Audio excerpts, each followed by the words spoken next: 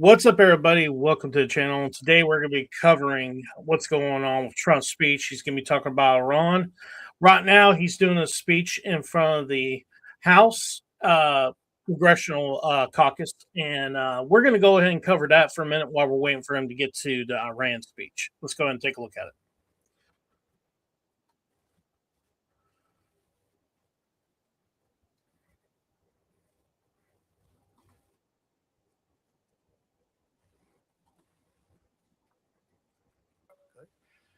No mail-in ballots except for illness, disability, military, or travel. Mail-in ballots are a disaster. Jimmy Carter, the best thing he ever did, he headed a commission after he was president. It was the single best thing, and he did a thing on mail-in ballots. He said mail-in ballots should not be allowed because they are inherently dishonest. And we have seen it time and time again, and we just keep going with it. And I put that down as a top three. Look, no mail-in. Now, you have the exceptions for the military, and I would even say foreign-based military. But for the military, for disability, for illness, and if you're traveling, you have an excuse. And I was lenient on that. But those three things. Then I added two more. These are best of, best of. These are called best of Trump. We should also add on to this bill. And so what I've asked Mike to do is to draw a new one with these few things added, and let's go for the gold. Let's not just get one like voter ID, but it can be given to you by your daughter.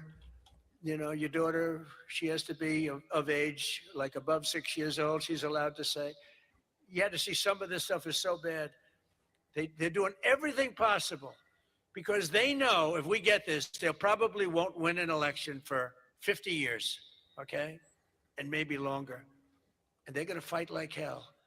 But boy, do they get killed. Because even the Democrats, you saw the numbers today, Democrats voted 86% that this stuff should be passed. The Democrats.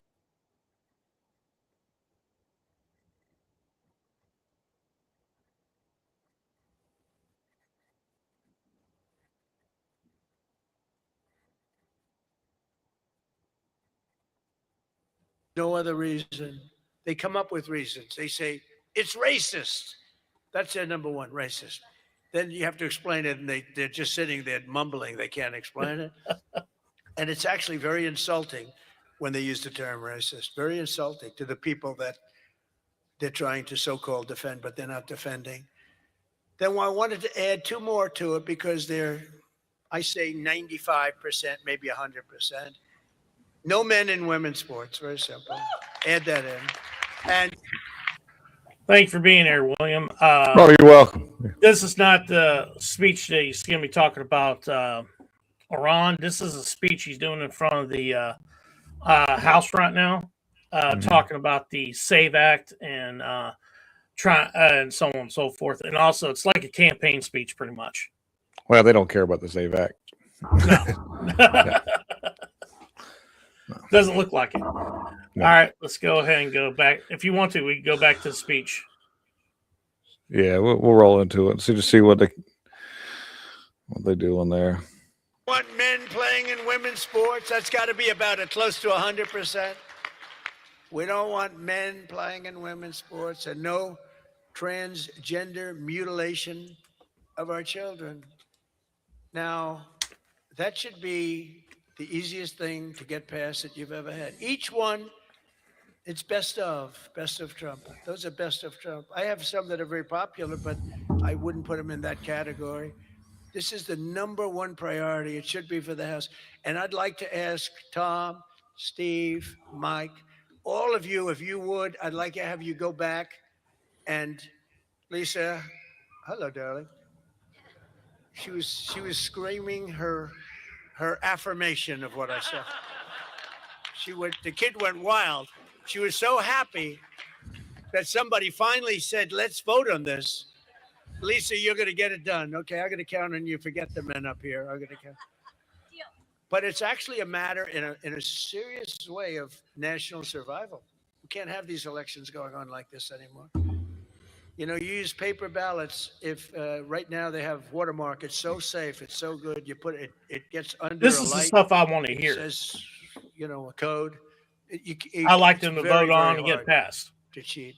Another thing, Yeah. and I don't even bring this up, it costs 7% the cost of those crazy machines. I love the machines where they get the machines. They Thank spend all y'all for this being money, here. Appreciate you. and they announced during the election that the tabulation You will could go hit the along like for another button. That'll 3 push weeks. us out further. Appreciate you. Right? With mail-in voting, there's not a country in the world that does mail-in ballots anymore. They tried it. France tried it. It failed. They go to paper ballots. They're all doing paper ballots right now. Most of them are doing paper ballots, except us. And nobody is doing what we're doing. And there's no elections so corrupt as the elections in the United States of America.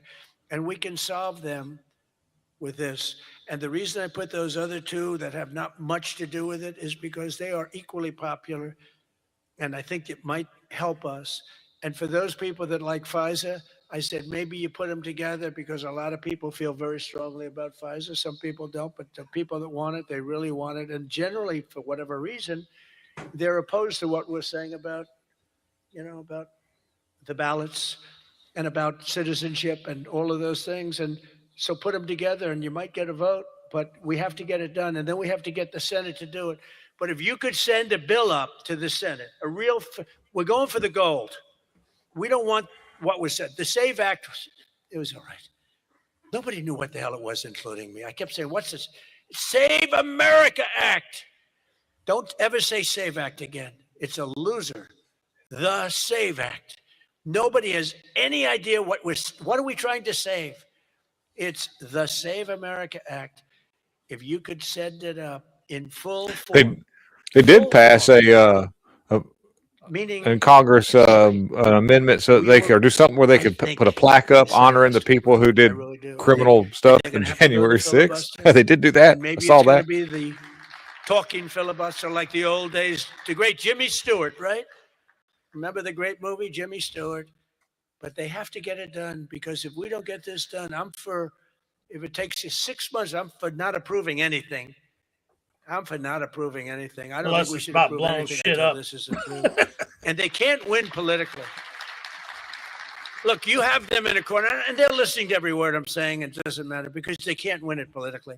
Because when they say, we don't want voter identification, we don't want proof of citizenship, all these things are just losers for them.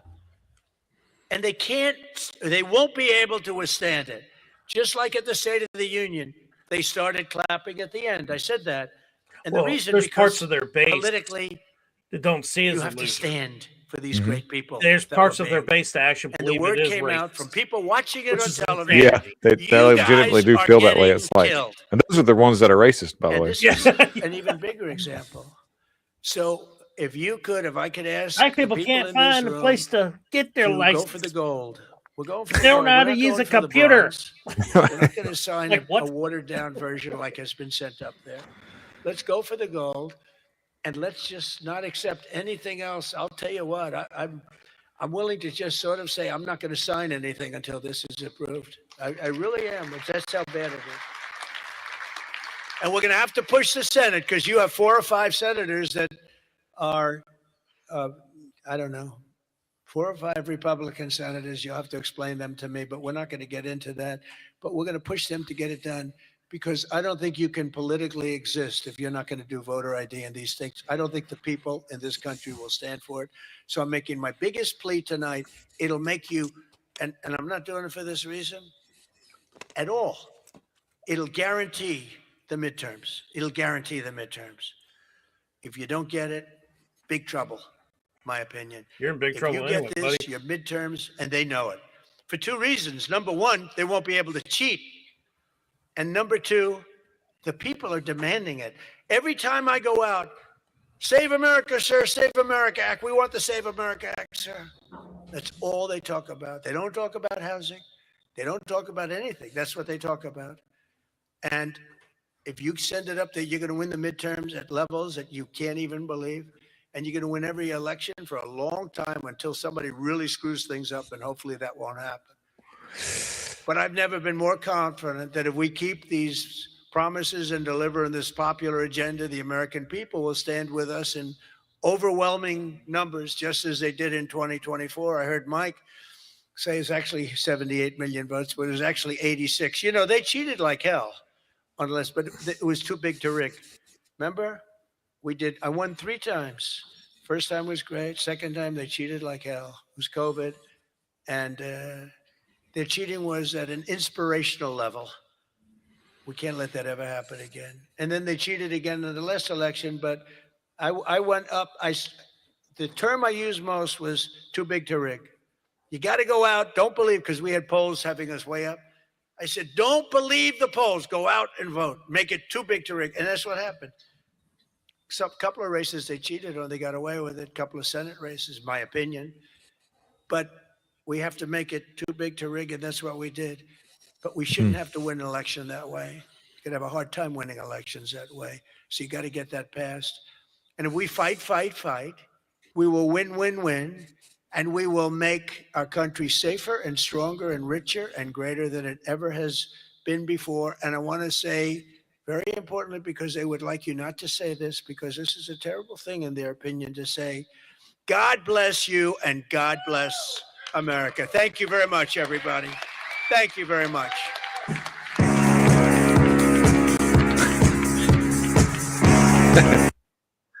The music. Yeah, the muted microphone. Do do do do do do do do do. The music is over. Okay, we're still waiting for him to do his speech. I'm not sure if he's going to get it there in time. It's supposed to be at 5:30. Yeah, we're already 11 minutes into. I was like, yeah, it'll be a little late anyways. That's cool. It's going to be way late. Yeah. I think he's in D.C. there, and the speech is supposed to be somewhere in Florida.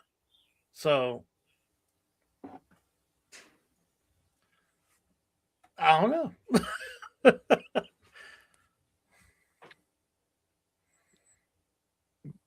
Yeah. Yeah. Might be live again later. Who knows? We need to, Trump's supposed to be this businessman, but I think part of being a good businessman is being on time. Yeah. Oh man. YMC cutoff. That's a felony in some states. YouTube will give us a copyright strike. They'll be like, "Oh, that's copyrighted music." It's probably already too late now, but I probably had it on there too long.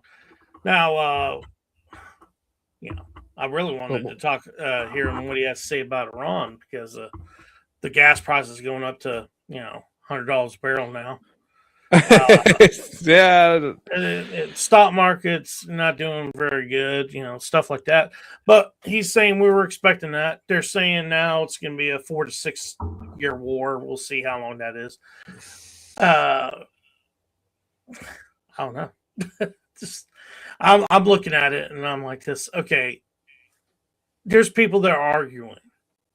I've seen people argue. He said he was going to do this in his campaign. Right. And then there's people who are arguing saying he wasn't. I don't recall hearing him say that. Well, what they're saying is him establishing that he will go after Iran is when he was saying that we can't let Iran get a nuclear weapon. Right. Which he did say that on the campaign. He did say that. Yeah. And I was like this, well, that doesn't mean you're going to actually do what he's doing now and have a total out pretty much regional war in the Middle East. I don't remember that being in my bingo card list whenever I decided to vote for Trump. You know what I'm saying? Well, I've said it before. There's other countries out there that have nuclear programs you're not even allowed to look into, and their rhetoric is more dangerous, or the same amount or more dangerous as any Muslim country. I'm not going to name that country. I like Trump, but every time we go into the Middle East, it's a disaster. Absolutely. I agree. Of course, yeah. And here's the issue also. I don't think it has everything to do with Israel. Me and William have different opinion on that one. I think 70% of it, to be quite honest with you, has to do with AI in China. I don't disagree with you on that. And getting AI supremacy, but you don't think it's as high as that. You think it's 70% Israel. I think it's 70% China. So that's where we see a difference on. And I think Israel's a part of it as well. I think, I'll be honest with you, we just have agreements on why we're doing it. But the other thing also I think it has to do with as well is the 2020 and 2024 election with the Iranians hacking into election systems in certain states. You also have supposedly, this is what they're trying to say now, a pretext of why we went to Iran is because Iran tried to kill Donald Trump, right? And they actually convicted a guy in Boston for that a couple days ago, right? Yeah. Not a coincidence, you know. And the thing is, he was arrested about a day after the Butler shooting, right, at Trump. And they were even trying to connect that with him. And the thing is, he got caught because he gave like $3,000 or $4,000 to some FBI agents to do assassination against Trump. The other thing also, supposedly part of his thing was not only to assassinate Trump, but try to get rid of Biden, try to get, you know, it was pretty much people from both sides. It's weird. Well, a lot of the times I've learned something over the years. You get what you pay for. If you find somebody that's willing to do assassinations for $3,000 to $4,000, you might want to be sure. You want to look. That's pretty cheap, you know. I got an FBI agent. Duh. Yeah. What you think was going to happen? My first reaction was like $3,000 or $4,000. Yeah, it was like that was mine too. It was like. Yeah, like you can't even get somebody's like wife. You can't even do your wife for that. You're just gonna they're gonna want at least 10, But a president or some kind of high-ranking political official where there's an extreme amount of security, that's a $500,000 job. I think it's more than that. Maybe maybe $500,000 up front and then another $500,000 on the back end. Maybe. Right? Yeah. Well, yeah. Okay, so we're somewhere within that range. Wow, $4,000. Yeah, I got you, man. The other thing else I thought about it, and I was like this, if y'all remember what happened in Michigan with Gretchen Whitmore, with the attempted kidnapping of her. Gosh. Which that was an FBI setup on these guys. And if you look at the guys they arrested, they supposedly arrested like 18 of them. Well, almost half of them were FBI informants. I think it was more. I think it was over half. I think 12 of them were. Yeah. Something like that. So out of the 18, 6 were normal guys that weren't FBI informants. And they when you say normal, like they were just not authority. They were kind of slow. They were kind of tardy people. Yeah, they had some cognitive issues. Yes. Yeah. So it was like they were. It's a funny thing how they go after people with cognitive issues, like the illicit pipe bomber. Yeah, that thing's not going anywhere right now. And actually, the statute of limitations passed. I'm not sure if that's going to actually get. They didn't let the dude out. They need to let him out. I know. Well, the thing is, if you look how they treated the J6ers, you shouldn't be surprised. That's just wrong. Like Jacob Lang. He was in jail for 4 years, never got a trial. Jacob Lang was recently a victim of a they say it was what do you call it, an IED. There's more. Look, yeah. We actually did a story on that today. Hold on one second. What happened in that story that had to do with in New York City, there's a protesting going on, and there's opposition protests. It had to do with, I believe, ICE or ICE functions. Well, it was right next to Mondani's government home, right? And it's called Grace Mansion, or something like that. Anyway, these two guys, they threw one of the explosives supposedly at Jacob Lang. I don't think that's the case. I think he was just there, and he was just in the vicinity. They just threw it in the area of the protesters, and then the other one they threw at cops, right? And that video, you could actually see him just drop it right in front of a cop and run, right? Well, neither one of them exploded, and then which is strange. If they're trained by these ISIS people, they should. Well, that's why I'm leading up to that. It's like it's a little weird that they were trained by these people. Then they should have been able to build a successful, device. Well, then they found a third one the next day in their car. Not only that, they're not from New York City. That's the weird thing. They're from Pennsylvania. Yep. Now, one is Turkish, the other one's Afghani. Both of them are like teenagers, and they're naturalized because their parents were naturalized in the United States. Right. I'm not sure how long their parents have been here or anything. Like the ones that are Turkish, there's nothing going on in Turkey. So I'm not sure how long they've been here. But the Afghanis, I have a feeling they came here probably during the, if I had to guess, probably during the uh, us getting out of Afghanistan and bringing a lot of them here, if I had to guess. But you know what? It might have actually happened before then. Probably it could have happened during Obama. It's funny you say that. It's kind of, I may be wrong. Obama. But like, yeah, you got people that are like, yeah, man, we need to go over there and get in there and do some stuff to Iranians, because Muslims, they are terrible and we don't need them over here. But what usually brings in more Muslims? Wars. Yeah, it's true. Yeah. The more wars you have in the Middle East, the more Muslims come over. the more radical ones too, by the way. Immigrants, the more immigration you get into the United States and Europe. Europe is one that got hit the hardest from it. Yeah, they did. I mean, when you have Sweden, where 15% of the population is Muslim, yeah, that's pretty. And then you have in Britain, where London, in London, England, I believe the white population is minority now. Yeah, you can't even eat during Ramadan there. If you're a white dude and you're trying to eat at a cafe, they come in there and be like, no, put down your food, sir. And they're like, what are you talking about? There's videos of all that popping out of England and all that, where dude man's just trying to eat his lunch at a restaurant, and you got a bunch of Muslims that come in there and be like, yo, it's Ramadan, put that food down. The guy's looking at him kind of crazy and all. That's when you need to stand up and just be like, Yeah, Allah do what? That's when you go like, I'm done. I was going to say, in the name of Allah, punch him in the face, say it right back to him. I don't know. I think that at some point, I don't know how this works out, but every man has a breaking point at some point. They really do. No matter who they are, every man has this point where he just can't take it anymore. And, anything can happen at that point. But they, by the Quran, they wait out. They act a certain way, be a certain way, and wait till their numbers to get to a certain amount. Then you start to see them show out.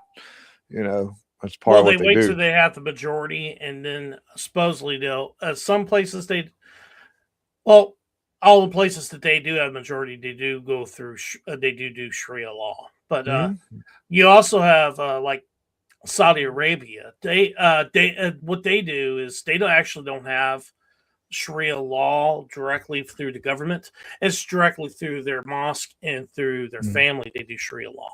They're not allowed to do it through the government. The government is ruled by the king, royalty, pretty much. And they got rules when it comes to laws as well. Like if you commit murder, obviously you go to jail and you will be, executed. You also have, if you steal, hands cut off, all sorts of other stuff. Yeah. But what happens if you marry your first cousin over there? Is it cool? Saudi Arabia? I don't know enough about Saudi Arabia. Now I know like Pakistan, it's okay. Hell, in Britain, they're actually freaking they're doing commercials. I did a video on that. Yeah, I know. I was there.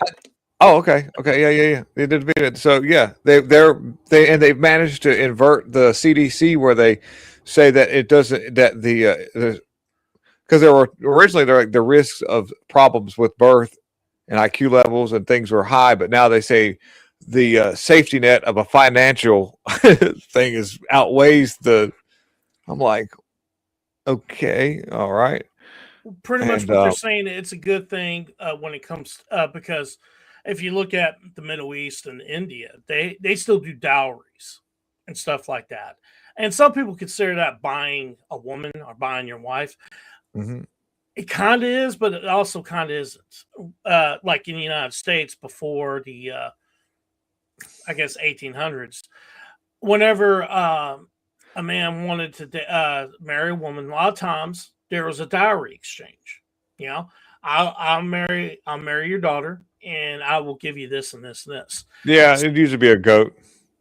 Well, it could be farm animals, all sorts of stuff, but they still do that in some of these places the same The old way. Subaru. Here's the Yeah. old Subaru. You can But have that. there's also, I mean, there's some places in India. They're so they want to get rid of their child so much they give the man the money to take the child, and or take the woman, and get married to her, stuff like that. It's crazy when it comes to these places, third world. You remember Cletus T. Judd? Remember that dude that did spoof country music songs? Yeah. And he had a song called "Please Take the Girl." Remember that one? Yeah. But guys, thank you for being here. If you could hit that like button and share this out. We're still waiting for him to actually do the speech when it comes to Iran. Somehow or another, he's going to. He's supposed to be. If he's in DC, he's supposed to do some Florida. I don't know. I don't know if we're gonna. Yeah, I don't know. But he's supposed to be doing a speech on Iran sometime or another in Doral. I'm not sure where that's at. I believe it's in Florida. My mom used to smoke those things. It's a golf resort. Oh, that's about Doral. Yeah, Doral. Yeah, it's Doral. Yeah, that's a cigarette. My mom used to smoke. Yeah, it's also a resort in Florida where they do golf. Everybody's like, "Oh, we gotta go out and play a little golf at the Doral." It's like, yeah. Here, let me make sure it's not somewhere. If there's someone a golf resort somewhere, no, Doral, Florida. Yeah. So I'm not sure if I'm going to stay live long enough for us to get to that, because he was supposed to have the speech now, and it looks like it's been pushed back a little bit. Yeah, sucks. But we appreciate y'all being here and watching us. And if y'all could give a comment and like, and also go check out William on his channel. We always, for some odd reason, Matt, if you ever watch our lives, I'm really easily confused with Romeo, and it's okay. It's not that you're confused. I just get, I just look. I do it to my kids too. Okay, I do it to my kids, and my kids don't have names even close to each other. Okay, none of them. So yeah, it's just the way it is. It'll get better when you get older. Don't worry. The only name I get the first time every time is my wife, and that's about it. we have pet names. My wife, she calls me sweetheart, and I call her baby doll. Oh no, we don't do that. Yeah, we do that. Yeah. I mean, whenever somebody calls you by your name, usually you're in trouble. No. She's William. It's like, oh well, first thing, she don't call me by my full name. She just calls me Matt. That ain't my full name. Yeah. Yeah. She'll go, sweetheart. I'm like, oh, what's up, babe? Yep. Well, anyway, what the Yeah. hell is going on here? Hold on one second. Breaking news. Well, I guess I could take you guys to what's going on in Iran right now, or in Israel. I got footage of that. But first, before we do that, I want to show you videos of why we shouldn't trust Benjamin Netanyahu. Let's go ahead and take a look at these videos. You're going to really upset the establishment. Yeah, I don't give a shit.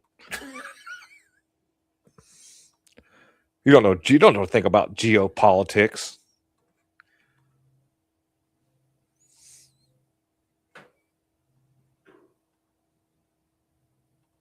If you take away the Soviet Union and its chief proxy, the PLO, international terrorism would collapse. If you take out Saddam's regime, I guarantee you that it will have enormous positive reverberations on the region. Obviously, we like to see a regime change, at least I would, in Iran, just as I would like to see in Iraq. The question now is a practical question. What is the best place to proceed? It's not a question of whether Iraq's regime should be taken out, but when should it be taken out? It's not a question of whether you'd like to see a regime change in Iran, but how do it. Are there any other nations that you would recommend that the United States launch preemptive attacks upon at this point? The answer is categorically yes. The two nations that are competing with each other, who will be the first to achieve nuclear weapons, is Iraq and Iran. But a third nation, by the way, is Libya as well. Libya is trying very rapidly to build. Coincidence? I don't think not. So you have here now three nations. All stand together to stop Iran's march of conquest, subjugation, and terror.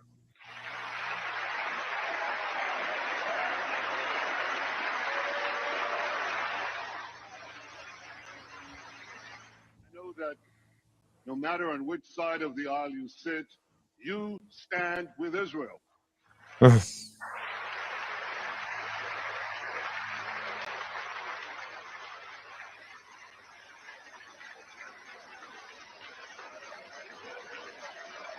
No, no.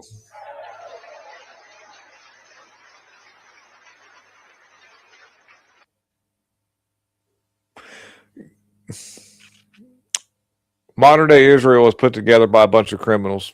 That's not the original God's country. That's just a big criminal land for them to do criminal stuff. Well, here's the thing. What is being said now is exactly what people have been saying about Iraq before we went in Iraq in 2003, 2004, and 2002. They started, and this guy went in front of the Congress and did the same thing. Here's the full video of him doing that. Well, it's not the full, but it's about 2 minutes worth of him talking about this. It's in one congressional meeting where he's talking about it. Let's go ahead and take a look at it.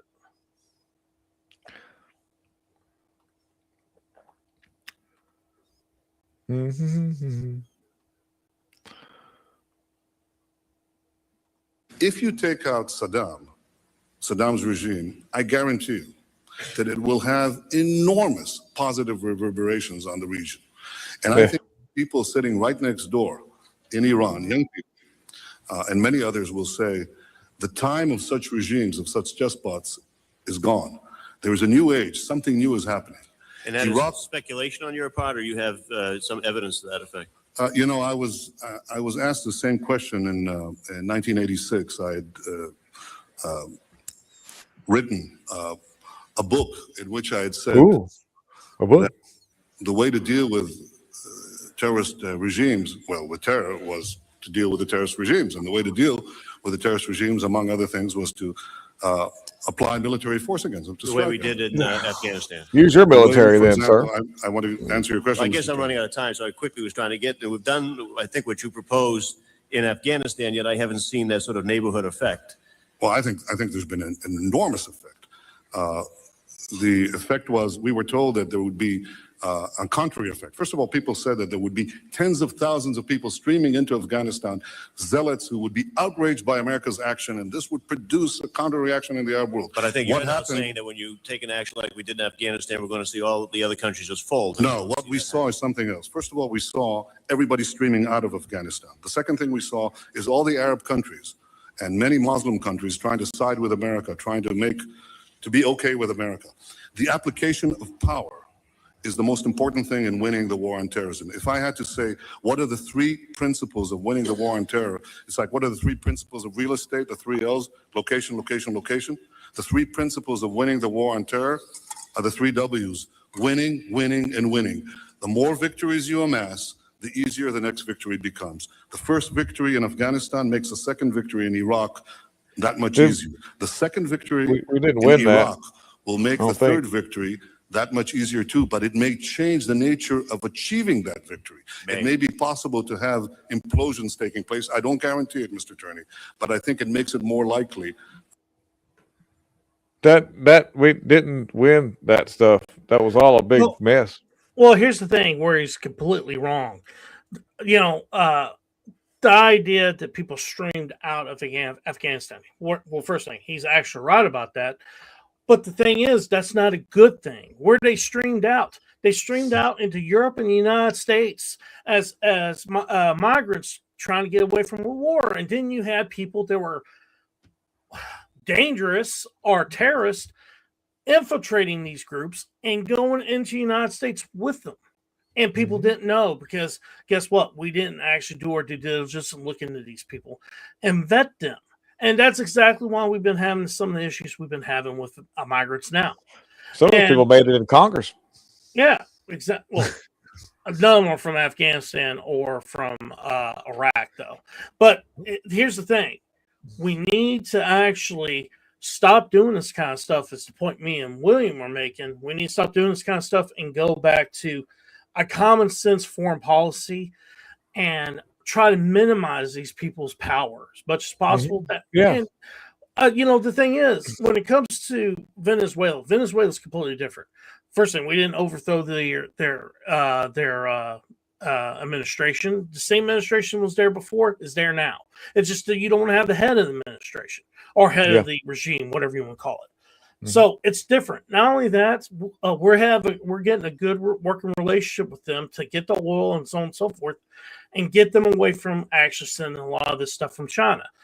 Like I said, I think the Venezuela stuff had to do with China. It also had to do with Iran as well, because they're putting this oil to Venezuela's making because they have actually upped their production by almost 2 times, and they're putting this in the oil markets to try to calm down the nerves of people so they don't freak out and have oil go up to $150 a barrel. So Iran bombing all these oil refineries and oil fields, other countries. Does that affect the that affects China a little bit, doesn't it? It actually affects the whole world when it comes to. I kind of figured that. Yeah, I was thinking about that. So, but the thing is like it affects the United States more than it does anywhere else because of things that are coming up in our current events. It affects when it comes to the election that's coming up in 2026, because if oil prices go up, inflation goes up generally when it comes to electricity and stuff like that. And see, China has a few more options than the United States does when it comes to achieving their energy goals.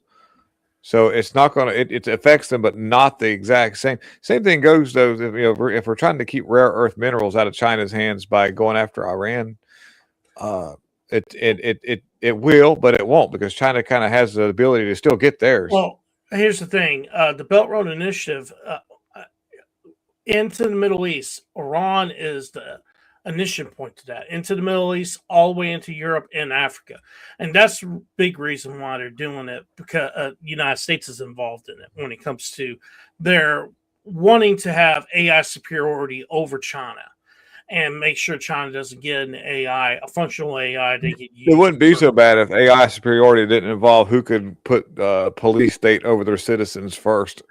Yes, I agree with that. But that I think the way Trump's looking at it is it's coming anyway. I want to be the first one to do it, which I understand that viewpoint. But at the same time, you need to actually have some safeguards to protect the American people and their rights. And I'm just not sure how that's going to happen, especially since it looks like to me with this war going on. I think, Trump's saying it's going to go another 4 or 6 weeks, right? He's been moving the goalpost on this. First it's supposed to be a couple weeks, then it went to 4 weeks. Now it's 4 to 6 weeks. And some people in we got to flatten the curve. It's got to flatten that curve. Some people in the administration are saying even 100 days. The thing is, if it goes that long, the worse it's going to hurt the economy and the price of gas and so on and so forth. And more than likely, what will happen is there's a good chance if it goes that same trajectory, the Democrats could win veto majorities in the House and Senate. If they win veto majorities, Trump, they could put in laws in place that Trump don't even have to sign. All they have to do is just do a veto majority and get it passed without his signature. And what is he going to do then? Yeah, and they will do it too. They will do that. And they will do that.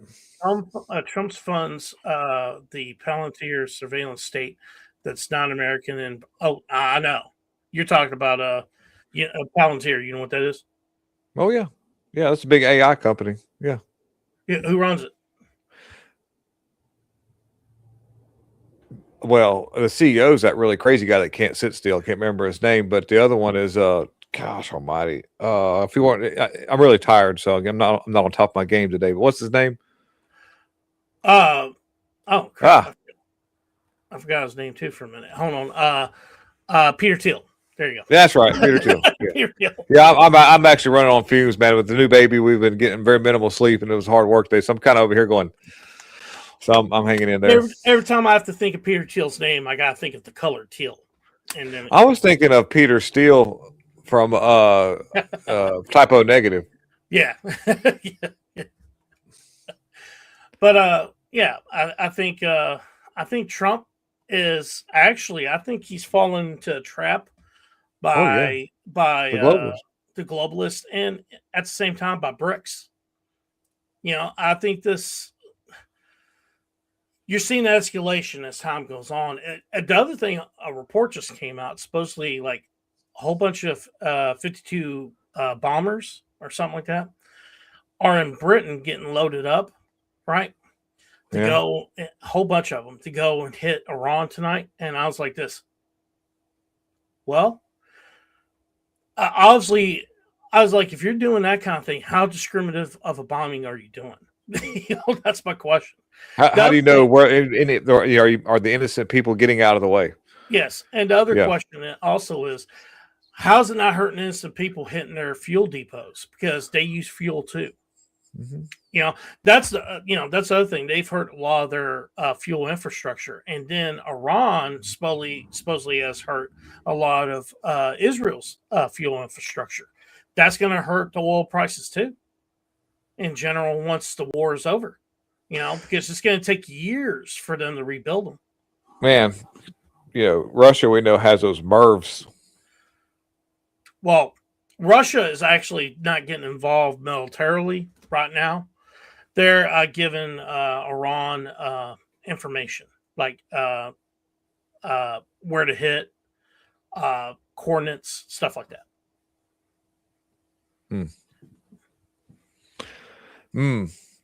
Yeah. Yet. Yeah, the United States hasn't really seen a full conflict on its own soil in a long time, and I don't know that the people are ready for that. Well, our last time was what? D-Day. Civil War. What about Pearl Harbor? Pearl Harbor, that's okay. I'm talking about mainland. Oh, okay. Yeah, gotcha. Civil War. Yeah. Well, that would be a byproduct of that kind of a thing happening over. If the United States got a soft hit, that could spark a civil war. That really could. That could, because especially not a political civil war, but just a civil war on resources for people on the ground here. Because once you start doing that, electricity becomes scarce, and then fuel becomes scarce, food becomes scarce, and then you have that come out of that. That would be, you wouldn't have to necessarily do a large attack. It's just enough to knock out some infrastructure and watch it kind of domino effect, especially whenever, through the Mockingbird media and the necessary maneuvers that would have to be done to try to squash that kind of stuff over here. The media would hype it up, and then other places would protest, and then there would be some more stuff. And oh my gosh, it would just, you're looking, that would be a way to get that fired off. And that could be a plan for a globalist, maybe.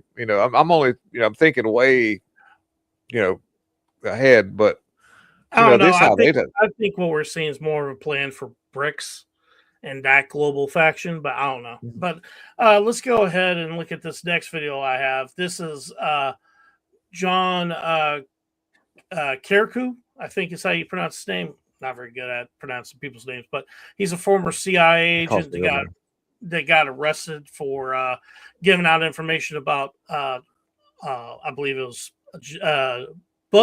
George Bush, actually using enhanced interrogation techniques, torturing these people when they captured them in Iraq or Afghanistan, terrorists. And let's go ahead and look at this video. He's talking about the war in Iran. He tends to agree with us. It's not a good idea. Yeah. Yeah.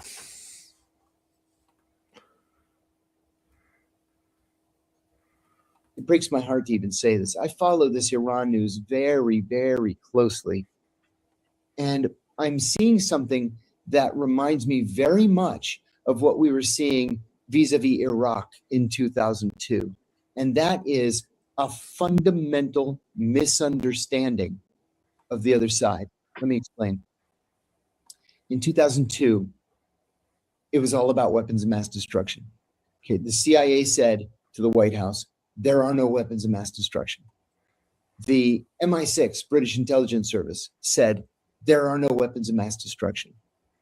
Dick Cheney insisted that there were weapons of mass destruction, and he found somebody in the person of Ahmed Chalabi to say in writing, there are weapons of mass destruction. We knew there weren't. We said repeatedly there weren't. And when it proved to be true that there weren't, Condoleezza Rice told George Tenet, quote, George, you're just going to have to take one for the team. So at the same time, Hey, he's now speaking. Trump's now speaking. I guess he decided to do it somewhere else.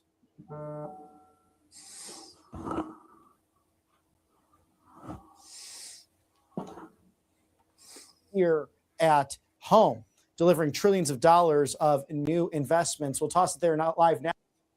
And I'd like to wish everyone a very good evening. And over the weekend, the United States military and the Israeli Defense Forces continued Operation Epic Fury very successfully. Over the past 9 days, we've carried out some of the most powerful and complex military strikes and maneuvers the world has ever seen. Now, you add that up to all of the other things, Midnight Hammer, getting rid of the nuclear threat from Iran, which was a big moment in history, in my opinion, and the great success we've had in Venezuela. And every place we've gone, we've had tremendous success. Here, I found a different video that's better. Let me go bring it up.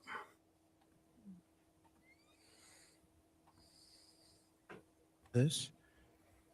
And I'd like to wish everyone a very good evening. And over the weekend, the United States military and the Israeli Defense Forces continued Operation Epic Fury very successfully. Over the past 9 days, we've carried out some of the most powerful and complex military strikes and maneuvers the world has ever seen. Now, you add that up to all of the other things, Midnight Hammer, getting rid of the nuclear threat from Iran, which was a big moment in history, in my opinion, and the great success we've had in Venezuela and all other places. Every place we've gone, we've had tremendous success. But while we're doing all of these things, we're achieving major strides toward completing our military objective. And some people could say they're pretty well complete. We've wiped every single force in Iran out very completely. Most of Iran's naval power has been sunk. It's on the bottom of the sea. It's almost 50 ships. I was just notified it's 51 ships. I didn't know they had that many. Didn't last very long. And these are fighting vessels. They're meant to fight, but they're not meant to fight against us. We continue to target Iran's drone and missile capabilities. Their drones are way down. Their drone manufacturing has been hit starting today.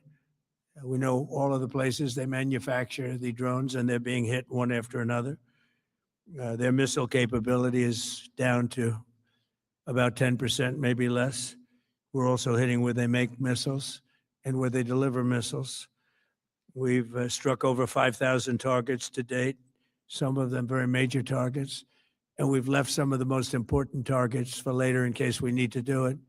If we hit them, it's going to take many years for them to be rebuilt, having to do with electricity production and many other things. So we're not looking to do that if we don't have to. But they're the kind of things that are very easy to hit, but very devastating if they are hit. We are waiting to see what happens before we hit them. We could take them all out in one day, but it's all resulting in a 90% decline in various things, but in particular, Iranian missile launchers and 83% drop in drone launchers. As you know, the drone launchers are pretty well shot, but we're at over 90% decline in the Iranian missile launchers, which is very hard to reproduce and very hard to get. And usually what we were able to do through great equipment, a lot of smart people, as soon as they sent a missile up from a launcher, we were able to knock out that launcher within a period of 5 minutes or less, accurately right on the noggin. So now we have low-cost interceptors effectively combating Iranian drones, and our B-2 bombers recently dropped dozens of 2,000-pound bombs to destroy missile launchers all over Iran and buried deep under Iranian soil in many cases. The soil was no match.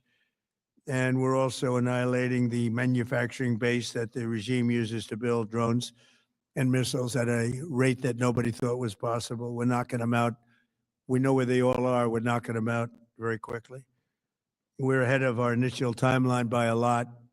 I would say that we probably would not have thought after a month we'd be here. In addition to the fact that we've taken out the leadership twice and maybe 3 times. It's only been a week, right? And we, as you know, Yeah. be involved. A week and a half. We don't want 10 another days. I president. think so. Yeah. We're willing to do Yeah. what 10 we're days. willing to do for the good Yeah. of the world, Last weekend. of our nation, to be stuck with this situation in 5 years Saturday. or 10 years from now. So we think they should put a president in or the head of the country in that's going to That's a no. be able to do something peacefully for a change. They've been doing this for 47 years, killing people for 47 years, whether it's the barracks or even the SS Cole where they were involved very strongly. They always denied it. But where they were very strongly involved, and all of the people that died through the roadside bombs died and are right now walking around with no legs, no arms, a face that's been so badly damaged.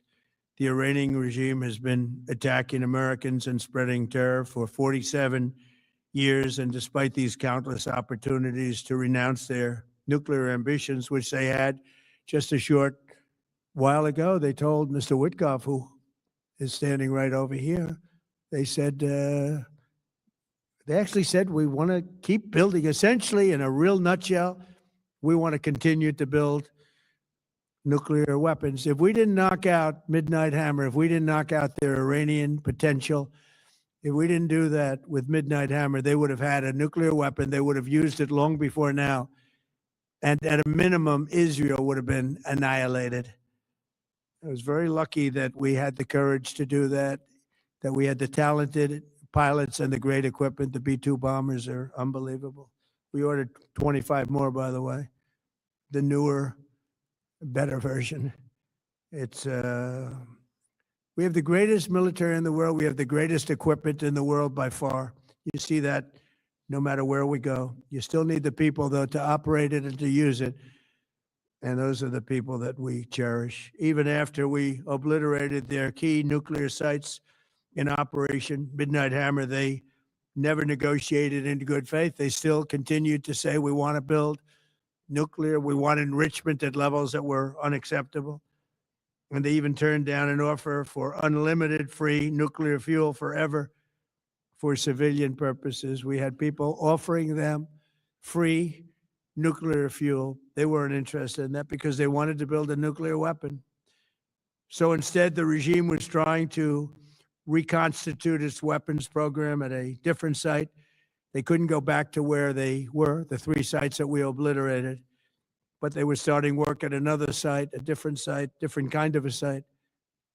And that was protected by granite. They wanted it protected. Granite's pretty good, but they wanted it protected by a lot deeper. They wanted to go a lot deeper, and they started the process while rapidly building conventional ballistic missiles. They were going to do it all at the same time. It threatened our overseas bases and soon could have reached even our homeland. The regime's intention was to use this exponentially growing ballistic missile threat to make it virtually impossible to prevent them from obtaining a nuclear weapon. So as you probably saw, they had a tremendous number of missiles, most of which are now being used or destroyed, and very unsuccessfully used because we have been able, for the most part, to shoot them all down. What incredible technology. The Patriots have been unbelievable, and other things. And the laser technology that we have now is incredible. It's coming out pretty soon. Where literally lasers will do the work of, at a lot less cost, do the work of what the Patriots are doing or what other things are doing. The situation was very quickly approaching the point of no return, and the United States found it intolerable, in my opinion, based on what Steve and Jared and Pete and others were telling me, Marco, so involved, that I thought that they were going to attack us. I thought they would, if we didn't do this at the time we did it, I think they had in mind to attack us. And if you notice, they did something which was very foolish, very stupid, I would say. They attacked their neighbors. And their neighbors were largely neutral, or at least weren't going to be involved, and they got attacked. And it had the reverse effect. The neighbors came onto our side and started attacking them, and actually quite successfully. If you look at Saudi Arabia, you look at UAE, Qatar, and others, but they were strong and they were smart, but they got attacked. Nobody, when I first heard it, I said, no, somebody made a mistake. There was no mistake. UAE had over 1,000 missiles shot at it, knocked them almost all down.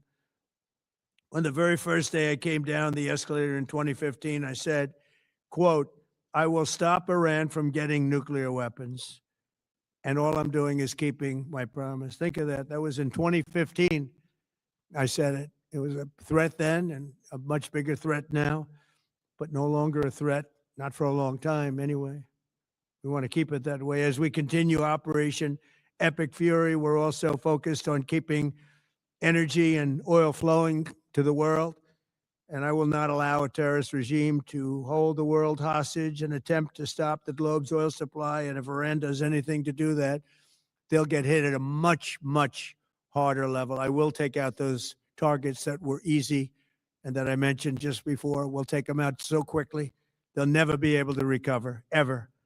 If they want to play that game, they better not play that game. In the long run, oil supplies will be dramatically more secure without the threat of Iranian ships, drones, missiles, nuclear menace, or anything. So the Strait of Hormuz is going to remain safe. We have a lot of Navy ships there. We have the best equipment in the world, inspecting for mines.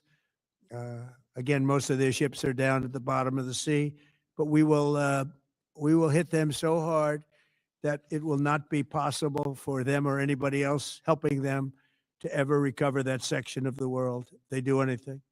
In recent years, the regime and its terror proxies have launched attacks on hundreds of commercial vessels. We're putting an end to all of this threat once and for all, and the result will be lower oil prices, oil and gas prices for American families. We've done that. We've done it. We brought it very low. This was just an excursion into something that had to be done. We're getting very close to finishing that too. In the meantime, during this brief disruption, the United States is offering political risk insurance to any tankers operating in the Gulf. So we're putting up risk insurance. We'll perhaps go alongside of them for protection. We don't think it'll be necessary if it is.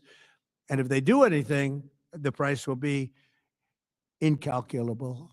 It will be so great that they will have wished they never did it, because you have to keep the straits flowing. With all of that, it affects other countries much more than it does the United States. It doesn't really affect us. We have so much oil. We have tremendous oil and gas, much more than we need. We have Venezuela now as our new partner, great partner. They've worked out so wonderful. We're working with the administration, the president, and it's a massive source of oil, gas, everything. But we're in a very good position, but very unfair to other parts of the world, like China as an example. I mean, we're doing this for the other parts of the world, including countries like China. They get a lot of their oil through the straits. So we're doing this. We have a very good relationship with President Xi in China. I'm going there in a short period of time, and we're protecting the world from what these lunatics are trying to do, and very successfully, I might add. We're also waiving certain oil-related sanctions to reduce prices. So we have sanctions on some countries. We're going to take those sanctions off till this straightens out. Then who knows, maybe we won't have to put them on. There'll be so much peace. But when the time comes, the U.S. Navy and its partners will escort tankers through the strait if needed. I hope it's not going to be needed, but if it's needed, we'll escort them right through. And we have the greatest mine-sweeping ability. We have the greatest ships, and we know exactly where they're placed. We'll get them out of there very fast, but we hope we don't have any of that. And again, if they do that, if they play that game, we're going to hit them at a level that they have not seen before. So we're winning very decisively. We're way ahead of schedule.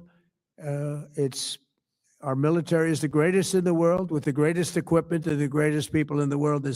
Nobody's ever seen anything like it. Iran's a very powerful country. They were going to take over the Middle East. If we did not hit them, they were going to take over the Middle East. They had thousands and thousands since their last hit. They had thousands and thousands of missiles and everything else. Most are now destroyed, but they were going to take over the Middle East. Those weapons were aimed at Middle Eastern countries that had nothing to do with this. They were going to take over the Middle East, and they were going to try and destroy Israel. So we stopped it with good timing, and we're very proud to be involved in this, and it's going to be ended soon. And if it starts up again, they'll be hit even harder. Thank you very much for being here. Go ahead. Any questions? Thank you so much. Go ahead. Do you approve of Iran's new supreme leader? And secondly, can you tell us more about your call with Russian President Vladimir Putin today? Yes. What did you discuss? Yes, I had a very good call with President Putin. We had a lot of people on the line from our side, from his side. We were talking about Ukraine, which is just a never-ending fight. And look, there's tremendous hatred between President Putin and President Zelensky. They can't seem to get it together. But I think it was a positive call on that subject. And we obviously talked then about the Middle East. And he wants to be helpful. I said, you could be more helpful by getting the Ukraine-Russia war over with. That would be more helpful. But we had a very good talk, and he wants to be very constructive. Yeah, please. Yeah, please. Thank you, Mr. President. On Iran, you called it an excursion. You said it would be over soon. Are you thinking this week it will be over? No, Are you talking but soon. about days? I think so. Okay, and with respect Very to soon. Look, everything they have is gone, including their leadership. In fact, there are two levels of leadership, and even actually, as it turns out, more than that. But two levels of leadership are gone. Most people have never even heard about the leaders that they're talking about. So it's obviously been very, very powerful, very effective. to Cuba, you said that Cuba wants to make a deal. Yes. What would the United States get in return for that? And why should Americans trust Marco Rubio to negotiate it? Well, Marco Rubio is doing a great job. I think he's going to go down as the greatest Secretary of State in history. Look at what we've done as a presidency. Look at what we've done as an administration. They trust Marco, and so do the American people trust. He's been successful no matter where he's been. He also speaks the language, which is always nice and always helpful. But he's dealing, and it may be a friendly takeover. It may not be a friendly takeover. It wouldn't matter because they're down to, as they say, fumes. They have no energy. They have no money. They're in deep trouble on a humanitarian basis. Ask them about Ed Lutnick next. We don't want to see that, but they were very, very bad to a lot of people, as you know, and a lot of people living the Cuban American vote, which I got at record levels.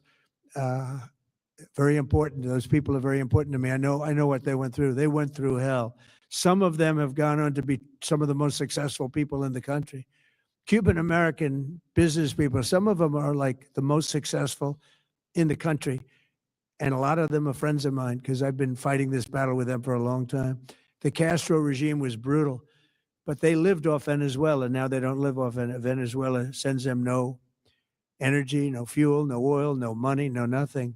They lived without Venezuela. They couldn't have made it. And we cut them off from everything else. So, yeah, they're going to make either a deal or we'll do it just as easy anyway. Yeah. Please, go ahead. Missile strike and a Tomahawk missile likely destroyed that Iranian girls' school. So will the U.S. accept any responsibility? Well, I for that haven't seen strike? it. And I will say that the Tomahawk, which is one of the most powerful weapons around, is used by, is sold and used by other countries, you know that. And whether it's Iran, who also has some Tomahawks, I wish they had more. But whether it's Iran or somebody else, the fact that a Tomahawk is very generic. It's sold to other countries, but that's being investigated right now. Yeah, please. Thank you. That'd be a Mr. no. President, you've said the war is, quote, very complete, but your defense secretary says this is just the beginning. So which is it? And how long should Americans be prepared Well, I think for you could this war say to it last both. for? It's the beginning of building a new country, but they have no Navy, they have no Air Force, they have no anti-aircraft equipment. It's all been blown up. They have no radar, they have no telecommunications, and they have no leadership. It's all gone. So, you could look at that statement. We could call it a tremendous success right now as we leave here. I could call it, or we could go further, and we're going to go further. But the big risk on that war has been over for 3 days. We wiped them out in the first 2 days. When you think about it, it's incredible. We wiped out a big Navy, very powerful Navy. These were ships. These were serious ships. These were ships that you buy when you want to win battles. They're all on the bottom floor. The sailors are all running off their ships. They refuse to get on the ships. The Air Force is gone. Everything's gone. The missiles are down to a trickle. The drones are down to probably 25%, and they'll soon be down to nothing. We'll have where they manufactured the drones are under fire as we speak. They're being hit. So the rest is going to be determination as to my attitude, along with the people in the Trump administration, what we want to do. Thank you. Yeah, please. Can I ask you, you mentioned you were going to waive certain additional oil waivers or sanctions. Can you talk a little bit more about that and address in particular? Well, are we're you looking to considering keep the measures oil prices down. We went artificially up because of this excursion into a very positive thing. I mean, this was an excursion that a lot of people wouldn't have done. I knew oil prices would go up if I did this, and they've gone up probably less than I thought they'd go up. But I don't think anybody thought we were going to be this quickly successful. This was a military success, the likes of which people haven't seen. We have the best military. We have the best equipment. We have, I believe, the best generals. We have the best. And this went very quickly. We talked about that with President Putin. He was very impressed with what he saw because nobody's ever seen anything quite like it. Iran was a very powerful military country with all of the missiles. Now, you had the double attack. You had the original attack with us in Israel, and that knocked them for a loop. Then you had the B-2 bombers, which took out their nuclear capability, and they would have had a nuclear weapon within 2 weeks to 4 weeks. And they would have used it long before this press conference. And we might have had a much different press conference if we had a press conference at all. But it's been amazing. The military success that we've had is truly unprecedented. You've told your congressional colleagues that you will not sign any piece of legislation until the Save America Act is passed. Does that include the confirmation of Senator Mullen as your next DHS secretary? Does that mean the funding bill? And Senator Thune said today, it's not a matter of whether or not your Republican colleagues agree with the policy. It's about changing the process. In other words, getting rid of the filibuster to get there. So in order to get it, you're going to need Democrat votes. And what we're saying is the Save America, not the SAVE Act, which nobody knew what it was, the Save America Act, the Save America Act. And that's voter ID. We want voter ID. When a voter, we want to be able to see a picture of the voter. We want to be able to see that the voter is legitimate. We want, very importantly, confirmation that this voter is a citizen of the United States of America. And we want no mail-in ballot scams. So we have exceptions for the military, for sick, for disabled, and for people that are away, business trips or whatever. Even vacations will be very liberal in that. We've added two things to it: no men and women's sports and no transgender mutilization of our children. We don't want it's mutilization of our children, and we don't want that. So we added those two things. That's the 5 points. We have 5 very good points. It polls at 86% with Democrats. Think of that. The overall vote is 86%. With Republicans, it's 98%. And the only one opposed to it is a Democrat leadership because they cheat. They want to cheat. So we added those 2 points. We're going for the gold, and we're going to have to fight like hell. Now, certain things will happen. Certain things will take place. I'm here to do a great job for the country. But we don't have a country if we're going to have elections that are so corrupt and so dishonest like we've witnessed over the last period of time.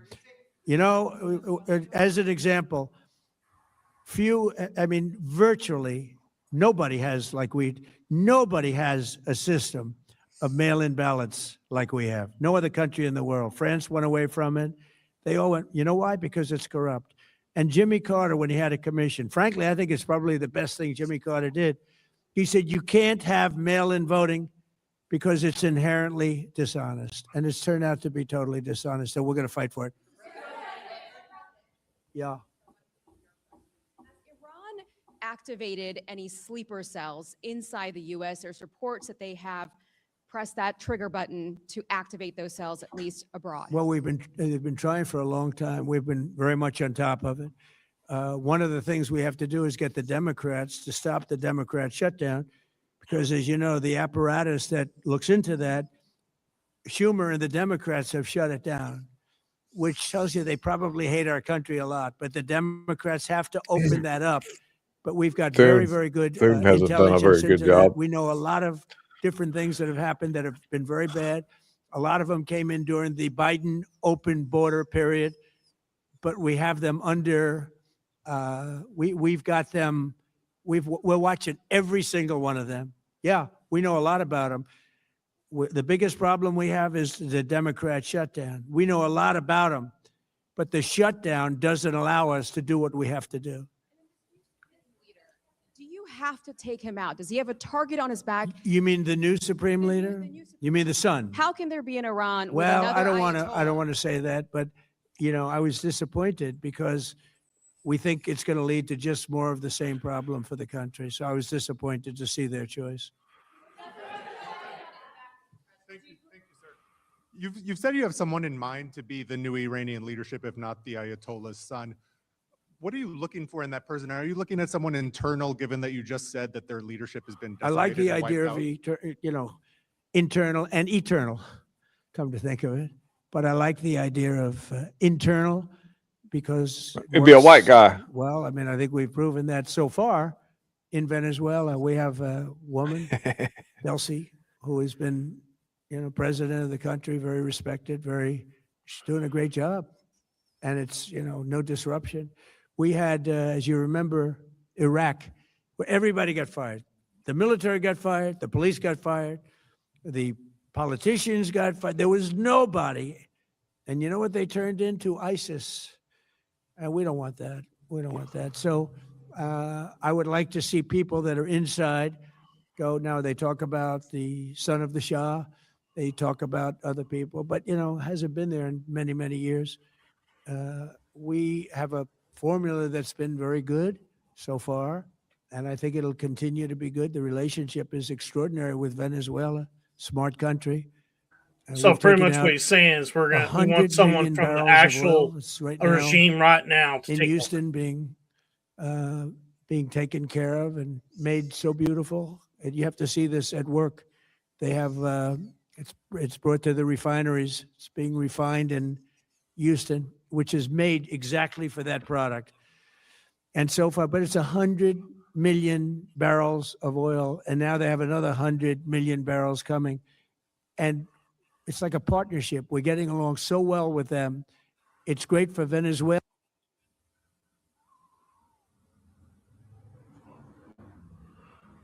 Huh. Do we have an Iron Dome over Houston, Texas? When basically I can see that they will no longer have any capacity whatsoever for a very long period of time of developing weaponry that could be used against the United States, Israel, or any of our allies. We have great allies in the Middle East, great countries that are allies. And they were staying out of it until they got hit. Someday they'll have to do a story. Why did he do that? Why did they do that? But they were going to hit them. If I didn't hit them first, they were going to hit our allies first. I believe, upon information and belief, but I believe that he was going to, they were going to take over the Middle East. They were looking to take over the Middle East. Now, had Operation Midnight Hammer not taken place, that was definite, because they would have had a nuclear weapon within a matter of weeks. But that took place. That was a setback. But look at the number of missiles they were able to buy and make over the last 6 months. And those missiles were aimed at various countries. And when you look at over 1,000 missiles shot at like UAE, they were looking to take over the Middle East. We got there first. Lucky. I'll tell you what, the Middle East and those countries, very rich countries, are very lucky that I was president instead of somebody else.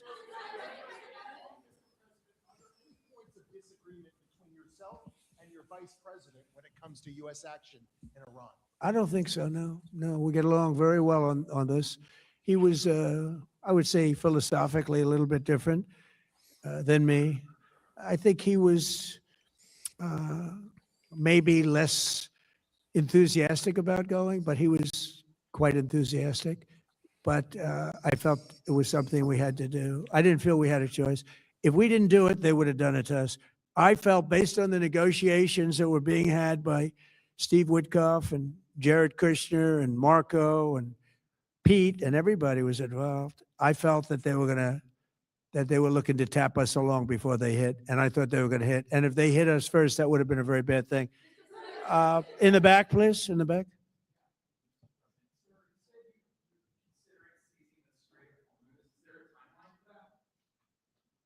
About the Strait, you mean? Yeah, well, I want to keep it open. I want to keep it good. You know, it doesn't pertain to us so much as it does to China. We're really helping China here and other countries because they get a lot of their energy from the Straits. But, hey, look, we have a good relationship with China. It's my honor to do it. Yeah. You have called him an unacceptable choice. So does he have a target on his back? And how can you say I don't want to say whether or not he does, because that would be inappropriate. But hey, look, I had a target on my back because, of course, as you people wrote pretty well, they caught the assassin that was after me. So we just got them first, but they caught the assassin. They have him now in custody that was after me. So, you know, but people don't like to mention that, but they did catch him. And I'd like to congratulate our military, Secret Service, FBI, all of the people that worked on that, but they did. Yeah, please. Go ahead. No, go ahead, please. Thank you, Mr. President. You promised the Iranian people you would help them, but it sounds like you're willing to end this fight after your military objectives have wrapped up. Isn't that a betrayal of the Will I people? help them? I'd like to, if they can behave, but they've been very menacing. You know, they're great people. They have an amazing population. It's amazing, smart, brilliant, energetic. They have a great, I'd love to help them, but they have to be in a system that allows them to be helped. And right now they're in a system that only allows failure. And I don't want that. And I want a system that's not going to be attacking us. We want a system that can lead to many years of peace. And if we can't have that, we might as well get it over with right now. Yeah, please. President, as of today, there have been 8 U.S. military fatalities associated with the war in Iran. How many American deaths are you willing to have in this war? Well, as I said before, when you have conflicts like this, you always have death. And I was at Dover yesterday. I met the parents, and they were unbelievable people. They were unbelievable people, but they all had one thing in common. They said to me one thing, every single one: finish the job, sir. Please finish the job. And I'll leave you at that. Thank you very much, everybody. Thank you.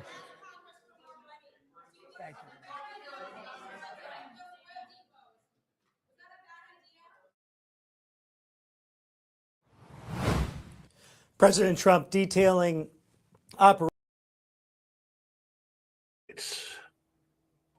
Operation Go for Nuts. What do you think?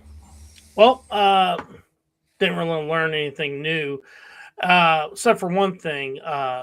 He says there's no leadership, but then we find out there is leadership. There's no other Ayatollah. Not only that, we've seen the president of Iran going on news stations and stuff and talk about how Iran's going to stay in this war. They don't want any peace treaty. They don't want any kind of stoppage of the war until after the midterms. So what they want to try to do is bleed Trump as much as possible when it comes to support, as well as the Republicans as much as possible, and bleed the world when it comes to oil and gas.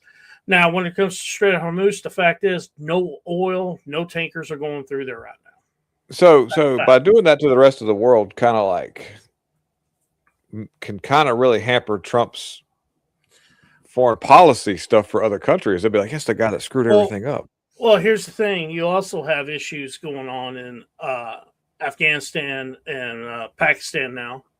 They've been having conflict for about a year now, but now it's escalated where there's border raids and stuff like that going on. And then you have Azerbaijan that wants to get involved in this, but you have the Armenians saying, if you get involved, we'll get involved, and there will be a war against us two again.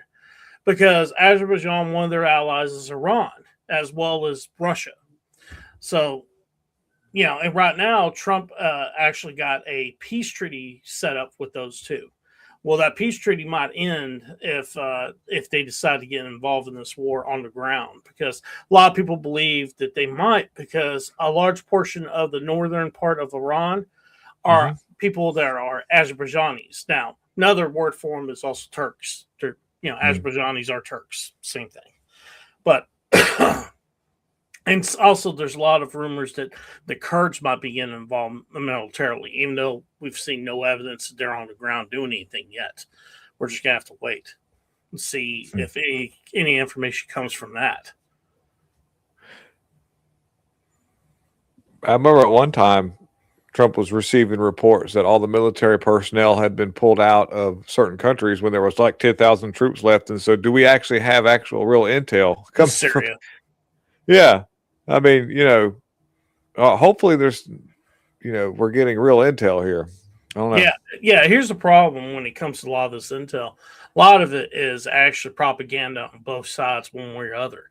You don't know what's real, what's not. Not only that, if you look at videos on Twitter or anywhere else, a lot of them are fake.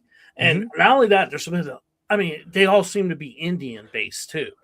So somehow I think Iran has actually paying the Indians to do, or Indian people that are willing to do this kind of stuff, to do propaganda for them. Yeah, Indian content creator influencers, kind of like what Democrats did to produce certain messages over here in the United States to further their agenda. They're doing the same thing.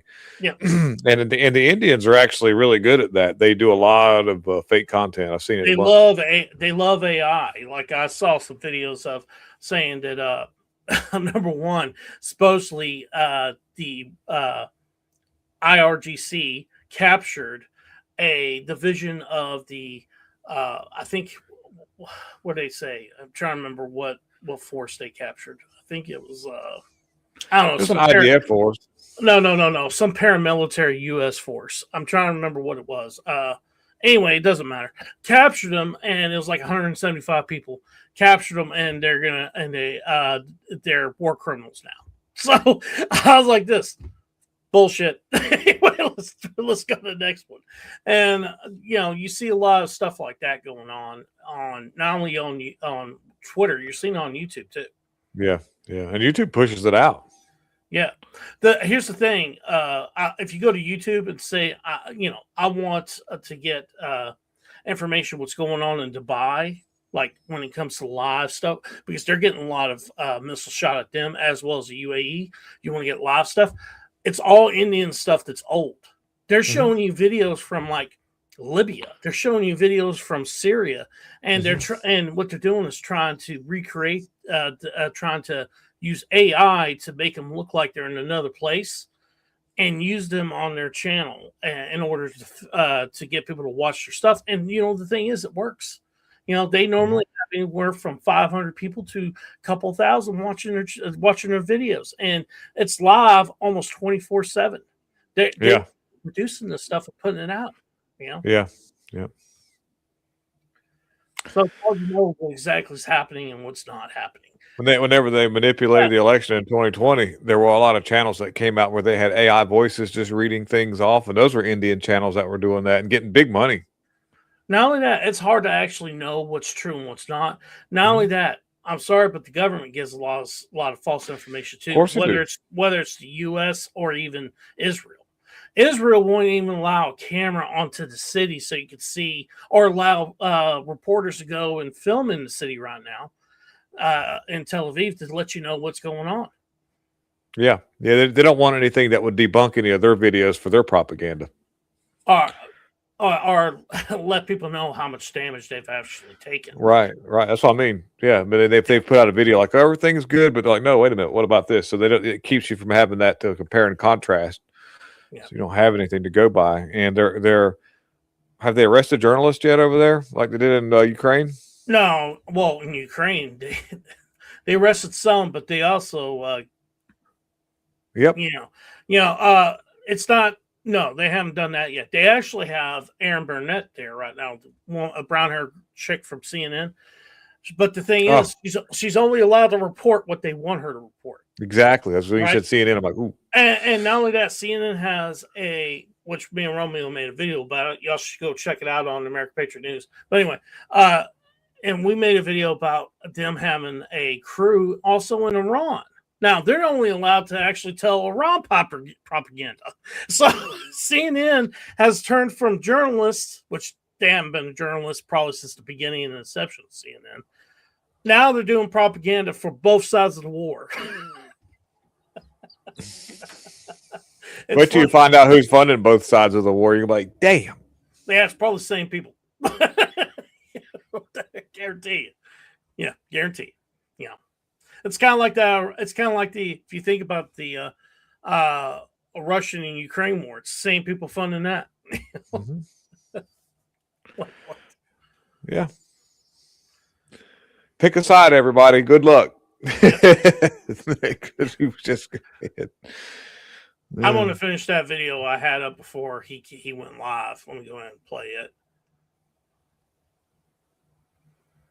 I'll start it over again so people see at the beginning. It breaks my heart to even say this. I follow this Iran news very, very closely. And I'm seeing something that reminds me very much of what we were seeing vis-a-vis Iraq in 2002. And that is a fundamental misunderstanding of the other side. Let me explain. In 2002, it was all about weapons of mass destruction. Okay, the CIA said to the White House, there are no weapons of mass destruction. The MI6, British Intelligence Service, said there are no weapons of mass destruction. Dick Cheney insisted that there were weapons of mass destruction, and he found somebody in the person of Ahmed Chalabi to say in writing, there are weapons of mass destruction. We knew there weren't. We said repeatedly there weren't. And when it proved to be true that there weren't, Condoleezza Rice told George Tenet, quote, George, you're just going to have to take one for the team. So at the same time, this fundamental misunderstanding that we had was that we didn't understand that culturally, Saddam Hussein had to be able to save face. He had to look strong and decisive and tough for his own people. And not just his own people, but other Sunni Muslims in the Persian Gulf region. We didn't allow him that. We wanted to humiliate him and destroy him. And so that's what we set out to do. So it was a fundamental misunderstanding of the other side. What we're seeing now in Iran is we're seeing people in the streets demonstrating. These demonstrations have been absolutely deadly. Even the Iranian government admits that the demonstrations have been absolutely deadly. But let's look at who's demonstrating. The demonstrations did not start in Tehran. They started in smaller cities all around Iran, but they were encouraged by members of the MEK, the Mujahideen-e-Khalq, which is it used to be a communist group, then it became a fundamentalist group. It's actually more of a cult than anything else, a cult of personality under the leadership of a crazy woman named Miriam Rajavi. She took over the group after her husband mysteriously disappeared.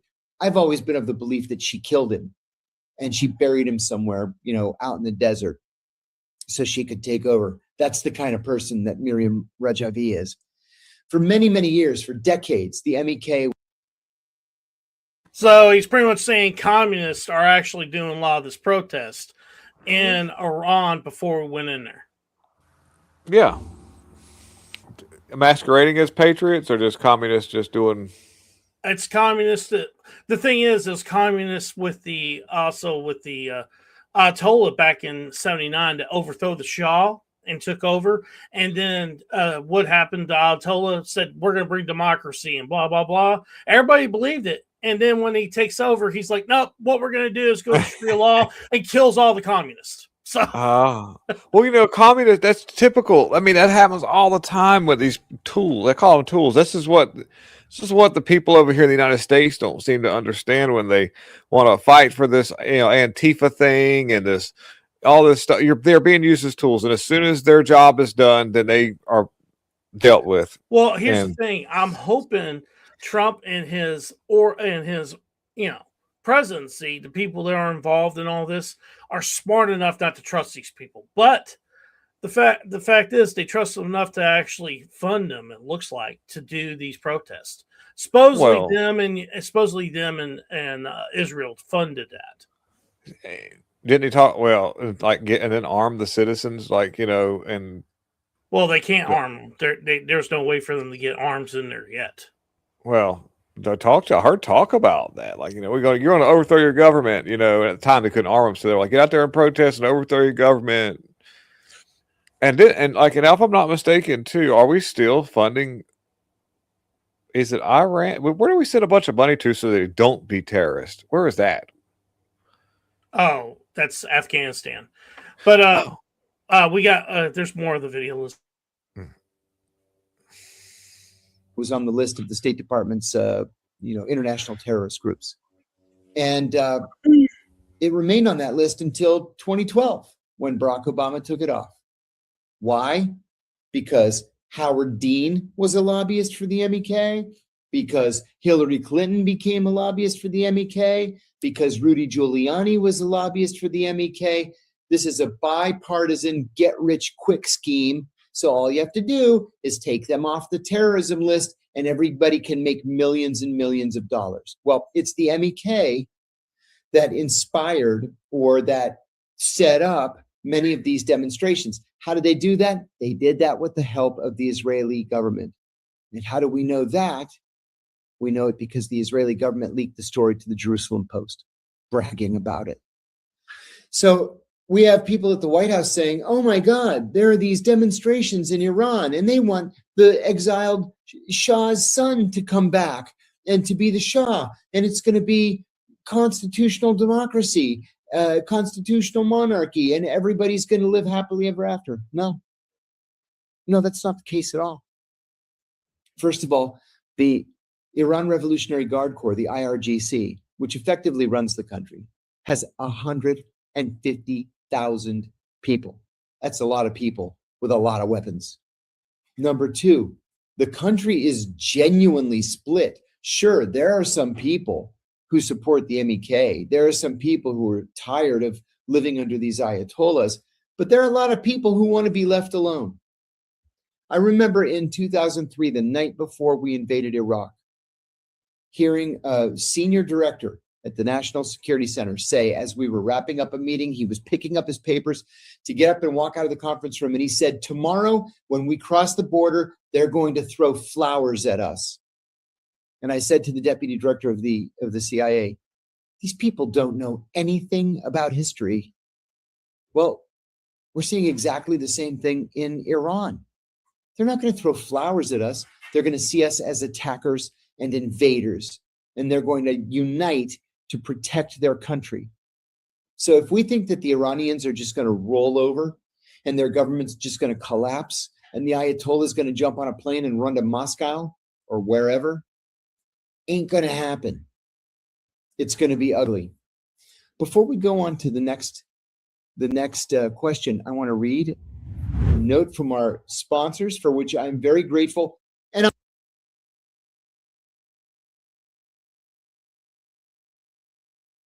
Yep. Oh, yeah.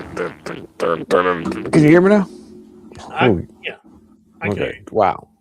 I had to mute you sometimes when I'm playing videos and stuff because I can hear you breathe. And so can everybody else.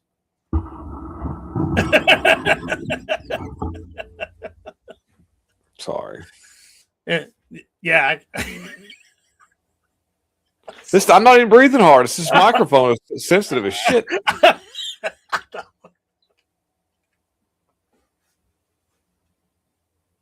All right, I'm done. Sorry, but anyway, I think what he's talking about, really, what he sees going on is Iraq, what it turned into, money laundering scheme. No different than Ukraine, and he thinks the same thing's going to happen here. The other thing he mentioned in that video, he said the fact is Iran is split of what they want, which I think is true. You know what I'm saying? Yeah. I think you have some that want democracy. I think you have some that want totalitarianism. I think you want some that want a monarchy. I think you want some that have exactly what you have right now in Iran. And the thing is, that's 4 different factions. And what's interesting is there's 4 different ethnic groups in Iran. So what more likely will happen to this country? Split it up in 4 pieces. No. What's more likely to happen in the long run in this country is a civil war, more likely, especially if the U.S. decides to put boots on the ground. Because he's right, a lot of them are going to see them as invaders and attack them, and some will work with them. Then you'll have some that'll work with other countries, like perfect examples, Azerbaijan and Turkey. Like I said, that could happen here. Well, that's no. Anyway, We've got a lot of people that want communism. We got people that want. I understand. I understand, but the thing is, they're going through the political process to try to accomplish that. Yeah, but I mean, all it would take would be some crazy, some kind of crazy. No one's coming here to try to do exactly what's going on in Iran and try to mess with our infrastructure stuff. No one has the capability of doing that. We would have to do it to ourselves, and it's just not going to happen. Oh, don't. Hey, America said, "Hold my beer." We'll do it to ourselves. William, no. Anyway, sorry guys. William is kind of distraught because his channel's being people don't like his content because of some of the things he says.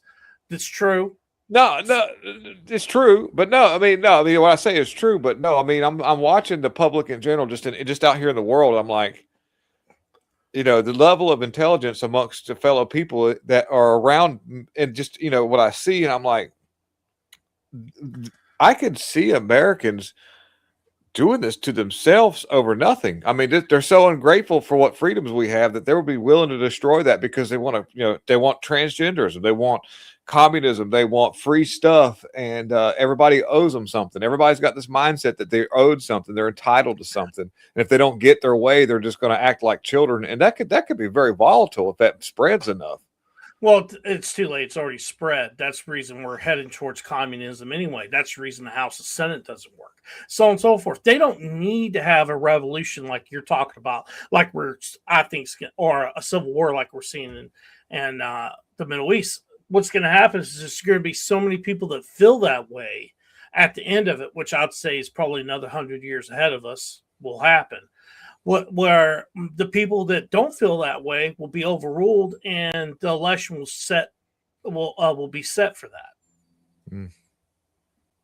It'll take 100 years or so, or at that amount of time.